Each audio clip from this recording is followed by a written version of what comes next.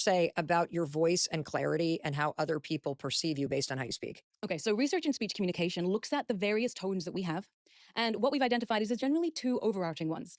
One of them is very much a throat voice, which happens when we're not really breathing very deeply. And our voice entirely comes from our throat. It's very shallow. You see how it sounds friendly, it sounds warm, but maybe there's not a lot of credibility to it. Let me try that. I'm now trying to talk through my throat, and it's like a different voice that you hear. Completely different. And that Wow. changes how you're perceived. Now, the other type of voice, It feels different too. it feels really different. This is what a lot of people do when they're nervous because their bodies tense up.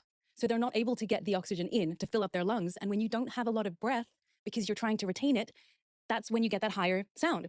The other one is a more breathy voice where you're breathing into your diaphragm, which is much easier to do when you're not stressed and you're not feeling insecure. Hmm. And so you've got breathy voice, which is generally higher pitch, which a lot of women unfortunately do when they're nervous or in loud spaces because they feel like they can be heard better, Hmm. which is very interesting. But what we know is that this deeper diaphragmatic voice, which comes with breath, it comes with gravitas, this leads to perceptions of greater credibility.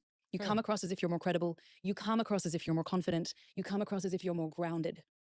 And so, a really simple tool for everyone or something to practice is to actually hear the difference in those voices. In one of them, just speak with a little bit of breath. Don't allow a lot to come out. It's not super breathy. Allow a lot of vocal fluctuation. And then the other one, which is going to be from the diaphragm, hear the difference.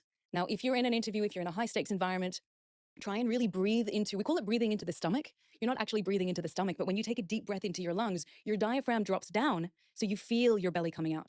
And when you breathe through that voice, it does wonders for how you're perceived. How can I train myself?